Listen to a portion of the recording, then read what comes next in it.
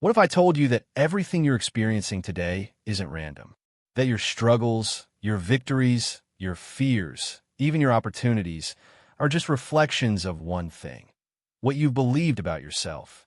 This isn't about luck. It's not about connections or being born into the right family. It's about something far more powerful: your mind, your faith, your beliefs. Because what you see clearly within yourself begins to take shape in the unseen. And one day, almost without noticing, you're living it. That's how it works. That's how creation happens. If you can see in your mind, you'll see it in your life. And if you stay with me today, you'll discover how to break your limits, awaken your power, and build, from faith alone, a life you once only dared to imagine. Your life began as a thought. Everything in your life, the good, the hard, the extraordinary, and the painful, was born first as a thought. Not an accident, not coincidence, an idea you accepted as truth. And when you accept an idea as true, you give it permission to create. You plant it as a seed. What you feed your mind grows into your reality. This isn't magic. It's law. The human mind is the greatest creative laboratory in existence. And you're the scientist, the alchemist, the creator. Most people think they need to see to believe, but the great creators do the opposite.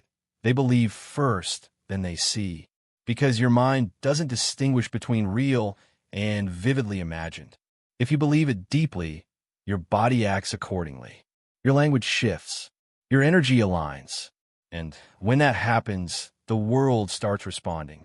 Your thoughts don't just affect you. They build you, mold you, sculpt you. Want a different life? Start by planting different ideas. Before a house is built, blueprints are drawn. Before a sculpture exists, it lives in the artist's mind. And before you can have the life you desire, you must see it with the eyes of your soul. That's visualization, not fantasy, not escapism. It's training your mind to accept as possible what still feels distant. Elite athletes don't win on game day. They've already won thousands of times in their minds. They saw themselves running. They felt the finish line. They heard the cheers. They tasted the sweat, the tension, the glory. And their bodies obeyed that image. Because your body acts on what it believes is real. Visualization is living in advance. It's walking as if you already have it. Speaking as if you already are it. Thinking like someone who's already triumphed. Do this every morning. Close your eyes. See your ideal life in detail. Feel it with emotion. Do it with faith. Do it with intention. Because what you hold clearly in your mind, life finds irresistible. The most dangerous prison. There's a prison more dangerous than any cell. One with no bars, no guards, no visible walls. The prison of a belief. When someone told you you can't, and you believed it, that's when it began. When you heard that's not for you, and accepted it, that's when the door locked. But listen closely, no one is born limited. Limits are learned. Repeated until they feel normal. Be realistic. That's too hard. Just play it safe. Sound familiar? These phrases install themselves like invisible programs. And then you live your entire life running that code. But every code can be rewritten. What you believe becomes what you allow. And what you allow defines what you live. Today, you can question those voices. You can stare that limiting belief in the face and say, "Thank you for trying to protect me. But today, I choose differently. Because I'm not my past, not my mistakes, not what others decided about me. I am what I choose to believe, starting now." Faith is not a wish. Faith isn't closing your eyes and hoping things change. Faith is action with conviction. It's stepping forward even when you can't see the whole path. And hear this clearly. Faith is your most powerful creative weapon. When you act in faith, you move energy. You focus intention. You unlock doors that were once closed. Napoleon Hill said it best. Whatever the mind can conceive and believe, it can achieve. But only if you believe so fiercely that your body stops doubting. Only if your thoughts, words, and actions all speak the same language. Faith isn't waiting. Faith is moving as if it's already real. When you truly believe, you don't need external validation because the proof lives inside you. That's where change begins.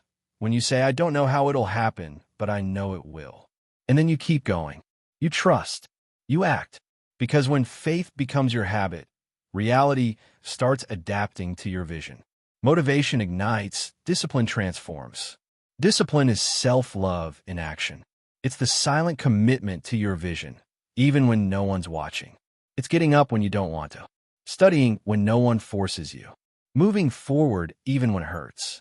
Because nothing great is built without repetition. Here's a hard truth. Faith without discipline fades. Every day you choose to act. Even one small step, you strengthen the image you hold of yourself. You tell your mind, yes, I deserve this. Yes, I'm capable. Yes, I'm all in. And when you do that, something shifts in your energy. The world starts responding differently because now you're different. Don't chase perfect motivation. Build real discipline. Let your habits be stronger than your excuses. Let your commitment be louder than your fear. Because discipline isn't rigidity. It's direction, clarity, your soul telling life. I'm ready to receive what I've already seen in my mind. Failure is not the end. No one wants to fail. No one wants to lose. But there's something that hurts more than failing. Never trying because you feared failure. In the code, we say it plainly. Failure isn't the end. It's the filter. The fire that refines character. Look at anyone you admire. They've all fallen. They've all messed up. They've all faced dark nights when quitting seemed easier. But they chose to rise. Because they understood, failing isn't falling. Failing is staying down, believing that's where you belong. Every fall carries a message, an adjustment, a mirror. Ask yourself, what is this mistake showing me? What can I improve? When you do that, failure stops hurting and starts teaching. Don't punish yourself for what didn't work. Don't compare your path to anyone else's. Just remember, as long as you keep walking, you're not losing. Because even from the ground, if you believe, you're still creating. Your environment shapes you. No matter how much faith you have, if you're surrounded by people who quit, they'll drag you down. Your environment molds your energy. The words you hear, the conversations you allow, the habits you normalize, all of it enters your mind. No permission needed. Napoleon Hill called it the Mastermind Alliance. Surround yourself with those who elevate your standards, not weaken them. If you're drowning in complaints, fear, and mediocrity, it sticks to you.